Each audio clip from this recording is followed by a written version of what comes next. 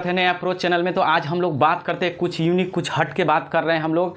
एक प्लांट है, इसके बारे में हम लोग डिस्कस करेंगे कि ये प्लांट है किसका और हमारे लिए कितना इम्पोर्टेंट होगा ये प्लांट, इसके बारे में हम लोग चर्चा करेंगे।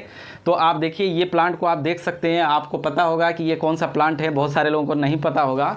तो आप देखिए इसके बारे में हम लोग डिस्कस करेंगे। इस पर एक स्टडी आई है कि इसका स्टडी हम लोग एक एक करके डिस्कस करेंगे। तो उसके बारे में समझते हैं कि आखिर है क्या। तो ये जो पेड़ है ये भांग का पेड़ इसको बोला जाता है।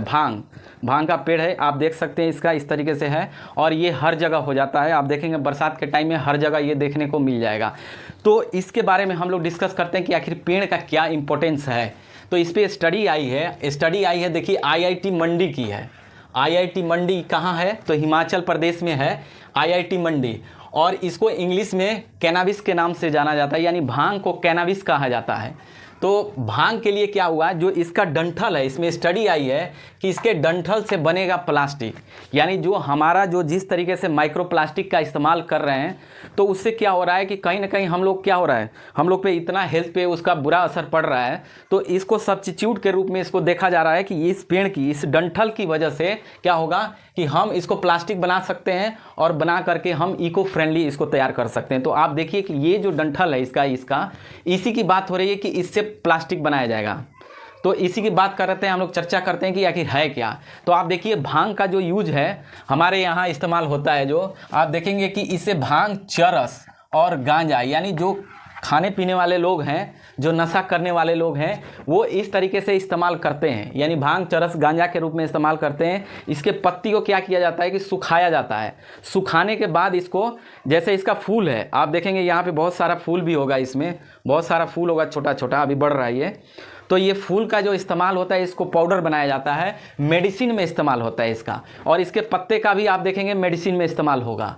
तो पत्ता और फूल का इस्तेमाल आप देखेंगे मेडिसिन में होता है, और प्लस जो पीने वाले लोग हैं या खाने वाले लोग हैं, इस तरीके से जो नशा करने वाले लोग हैं, इसका इस्तेमाल करते हैं।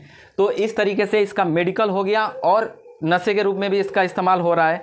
अब इसका देखिए जो रेशा होता है, ये जो आप रेशा देख रहे हैं यहाँ पे, इससे क्या हो रहा है, रस्सी बनाई जा रही है। इस रेशे से रस्सी बनाई जा रही है, और कपड़ा भी अब बात हो रही है कि अब कॉटन का जगह ये ले सकता है, बनाया जा सकता है, इससे कपड़ा बनाया जा सकता है और रस्सी बनाई जा सकती है। और ये डंठल जो है इसका, इससे हम लोग प्लास्टिक बनाएंगे। यानी जो जितना सिंगल यूज प्लास्टिक है, इससे हम लोग बनाने वाले, यानी 100 माइक्रोन का जो साइज होता है, जो प्लास्टिक का होता है, उसका इससे बनाया जा सकता है। और इससे क्या होगा, हमारे जो विदेशों पे जो निर्भरता थी, प्लास्टिक में होता ही है कि उसकी दाने होते हैं, छोटे छोटे दाने होते हैं, जो हमारे यानी विदेशों से मंगाया जाता है। तो हमारे क्या होगा, हम इसमें आत्मनिर्भर भी बनेंगे, और क्या होगा कि विदेशी पे जो निर्भरता होगा वो भी कम होगा।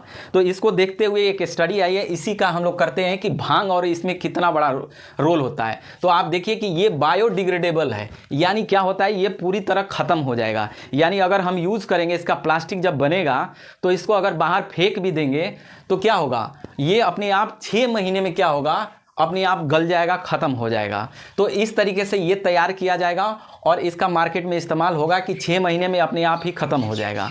तो ये कितना बढ़िया। जबकि वही प्लास्टिक की बात करते हैं तो वो सैकड़ों साल लग जाते हैं उसको ख़त्म होने में।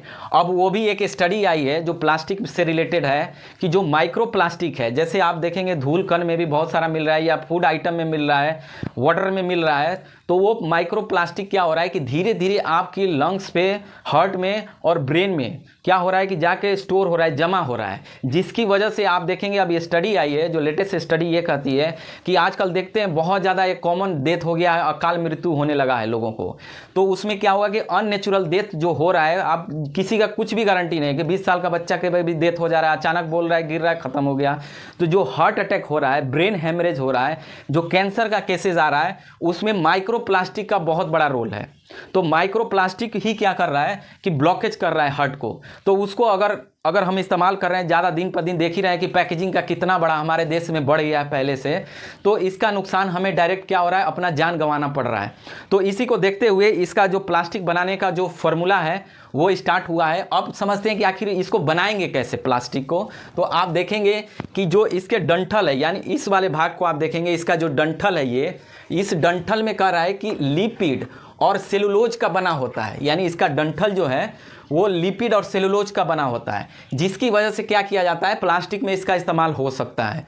तो ये क्या करेगा, डंठल को क्या करेंगे, यानी इस डंठल को मशीन में इसको क्रश किया जाएगा। क्रश करने के बाद क्या हो रहा है कि छोटे छोटे दाने बनाएंगे, बिल्कुल दाना बनेगा, जो कि हम दाना क्या करते थे, विदेशों से जो मंगाते थे, दाने का इस्तेमाल करेंगे, छोटे छोटे मशीन से क्रश करके दाने बनाएंगे, और जो दाना तैयार होगा उस दाने में क्या करेंगे, पॉलीलैक्टिक एसिड उसमें मिला देंगे दाने में। ये क्या एक तरह का केमिकल ही है, पॉलीलैक्टिक एसिड मिला देंगे, तो उससे क्या होगा कि हमारा दाना बिल्कुल प्लास्टिक फॉर्म में तैयार हो जाएगा, एक दाना तैयार हो जाएगा, और इस दाने को फिर गला करके जिस तरीके की प्लास्टिक बनाना है उसको बनाया जा सकता है। तो ये मंडी की रिपोर्ट है, IIT मंडी है, इसी की रिपोर्ट है कि इसके बारे में बोला है कि ये डंठल में। अब देखिए इस पेड़ का क्या होगा, इस डंठल का भी इस्तेमाल हो गया, जो कि पहले क्या होता था, लोग जला देता था, किसान लोग ऐसे पड़ा हुआ है कहीं भी आप आग लगा दिया, जला दिया, तो इसका कोई यूज नहीं होता था।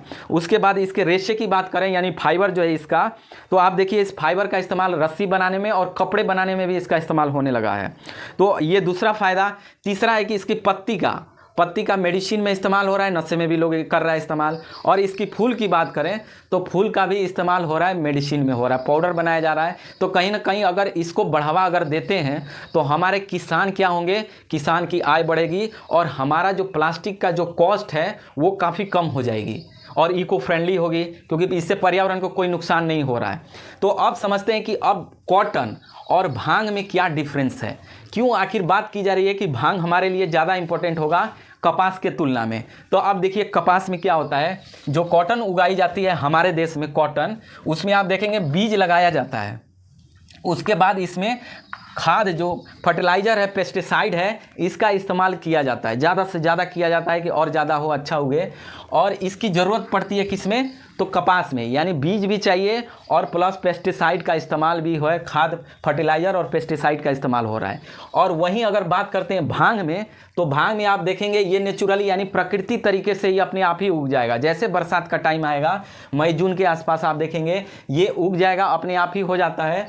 और इसका कोई इसमें न पेस्टिसाइड का इस्तेमाल करना है, न बीज का इस्तेमाल करना है, न खाद का इस्तेमाल करना है। तो आप देखिए दोनों में डिफरेंस क्या है, कितना वाइबल होगा, कितना फ़ायदेमंद होगा इसको, कि कॉटन और इसमें बात करते हैं। अब दूसरी जो बात करते हैं इंपॉर्टेंस की, कि कीटनाशक से किसानों की मौत होती है। आप देखेंगे जो पेस्टिसाइड छिड़का जाता है, क्योंकि लगभग 7 से 8 फीट भी हाइट होती है, तो उसमें छिड़कना पड़ता है खाद को।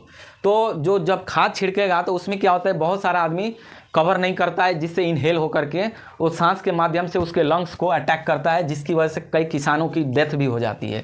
तो अब इसमें है कि डेथ हो रही है कॉटन में, जबकि इसमें कुछ भी नहीं हो रहा है, इसको खाद डालने की ज़रूरत ही नहीं पड़ रही है, तो डेथ की क्या सवाल ही नहीं है। तो आगे बढ़ते हैं। अब इसमें कह रहा है कि कॉटन के लिए 1 kg अगर कॉटन उगाना हो तो उसमें क्या करना पड़ता है, 4000 से 5000 लीटर पानी की ज़रूरत पड़ेगी, यानी 4 से 5000 पानी की ज़रूरत पड़ेगी 1 kg कपास उगाने में। तो आप सोचिए, जबकि इसमें क्या होगा, पानी की ज़रूरत ही नहीं है, बरसात का जो अपने आप बारिश होती है इसी से क्या होगा, अपने आप ले लेता है, यानी हम यहाँ दोहन भी, पानी भी बचा पाएंगे, और ये नेचुरल तरीके से वर्षा के पानी से ही हो जा रहा है। तो इसमें अलग से कुछ केयर करने की ज़रूरत नहीं है। अब देखिए इसमें कह रहा है कि इसमें कपड़े बनाने के लिए कपास की निर्भरता क्या होगी, कम होगी। ऑब्वियस सी बात है कि जब कपड़ा हम कॉटन से बना रहे हैं, अगर यहाँ पे कर रहा है कि अगर हम बनाते हैं इससे, यानी भांग के पौधे से बनाते हैं, तो हमारी क्या होगी, कॉस्ट बिल्कुल कम होगी। वही देखिए कह रहा है कि 4 गुना अधिक रेशा मिलता है, यानी अगर इसकी फाइबर की बात करते हैं, इसकी बात करते हैं, तो कॉटन के तुलना में 4 गुना अधिक इसमें फाइबर मिल रहा है। इसमें आप सोचिए कितनी बड़ी बात है। तो ये 4 गुना अधिक हो रहा है, यानी आप देखेंगे तो हर मैटर में ये क्या हो रहा है, भांग बहुत ज़्यादा इंपॉर्टेंट है। आगे देखते हैं, कपास में कह रहा है कि 6 से 8 महीने लग जाते हैं इसको पूरी तरह तैयार होने में, 6 से 8 महीने, और 4000 से 5000 1 kg निकालने में होता है। सोचिए कि सैकड़ों करोड़ों टन जो तैयार हो रहा है, इसके लिए कितना पानी की ज़रूरत पड़ता होगा। आप देखें मोस्टली कॉटन कहाँ, गुजरात और महाराष्ट्र में होता है, जो कि पानी की बहुत ज़्यादा है नहीं, वहाँ पे शॉर्टेज ऐसे भी होती है। तो वहाँ पे इस तरीके से होना क्या होता है, अपने आप में क्या है, आने वाला समय में यह हम पूरी तरह से क्या कर रहे हैं कि पूरी तरह से हम दोहन कर रहे हैं, इसका बहुत ज़्यादा एक्सेसिव दोहन कर रहे हैं। और वहीं अगर इसकी बात करें तो ये 4 महीने लगते हैं। आप देखिए कि इसमें 4 महीने लग रहा है और इसमें 6 से 8 महीना लग रहा है, यानी समय भी आपको आधा लगभग इसको लग रहा है। और कुछ खाद भी नहीं देना है, ज़्यादा प्रोडक्शन भी है। तो कहीं ना कहीं अब समय आ गया कि इसको अब बढ़ावा दिया जाए, इस पर और स्टडी करके इसके फायदे को जाना जाए। अगला बात करते हैं कपास से क्या होता है कि इसमें जंगली जानवर बहुत सारा नुकसान पहुंचा देते हैं, उसको जा करके कूदेंगे, उसको तोड़ेंगे और इस तरीके से नुकसान पहुंचाते हैं। तो इसमें क्या हो रहा है कि इसमें किसी की कोई नुकसान ही नहीं है। अगर इसमें बात किया जाए तो इससे कोई भी जानवर से कोई नुकसान नहीं है। और इसमें आप देखिए कि 1 बीघा में 1 बीघा ज़मीन होता है जो, उसमें कह रहा है कि 5 से 6 टन जो है डंठल होता है। ये जो डंठल की बात करते हैं, जो कि आदमी अब इसको जला देता है। आप सोचिए जलाएगा तो भी पर्यावरण को नुकसान है, और इसका इस्तेमाल कर लेंगे तो पर्यावरण को बचाएंगे भी। तो इसकी कह रहा है कि 5 से 6 टन जो है 1 बीघा खेत में डंठल तैयार होता है।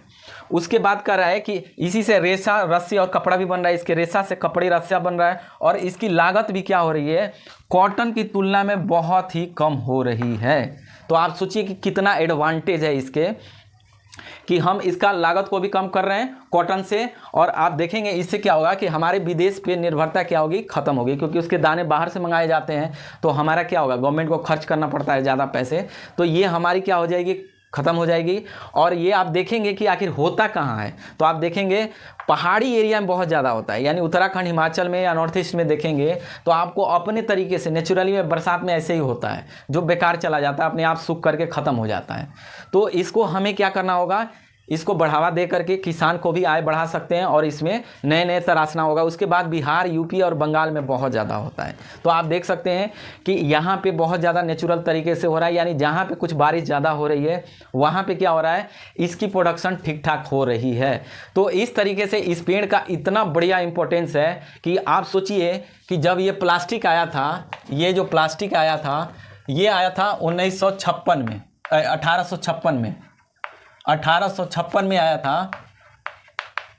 अलेक्जेंडर थे, अलेक्जेंडर पॉक्स थे, और ये ब्रिटेन के थे। इन्होंने खोज करी थी प्लास्टिक की। तो सोचिए कि जब खोज करी थी प्लास्टिक यार 1856 में, तो वो उस समय यही माइंड में रखा गया था कि हमारे काम को आसान करेगा, हमारे सर्विस को बेटर करेगा। तो इसी सोच करके ये बनाया गया था, लेकिन कभी ध्यान नहीं दिया गया कि इसका कितना बड़ा आगे चल के नुकसान होगा। जैसा कि आप देख रहे हैं कि हर जीव जानवर, जो सॉइल है, हर चीज़ की फर्टिलिटी क्या हो रहा है, ख़त्म कर रहा है और नुकसान कर रहा है। वही नहीं, इंसान के अंदर भी अब माइक्रो प्लास्टिक जाने लगी है, जिसको देख करके आप देख रहे हैं अकाल मृत्यु होने लगा है, हार्ट अटैक होने लगा है। तो आप केसेस देखेंगे, एक डेटा अनुसार ये भी कह रहा है कि 1990 के तुलना में 2022-23 में कह रहा है कि 2 गुने से भी ज़्यादा हार्ट अटैक, अकाल मृत्यु की संख्या बढ़ गई है।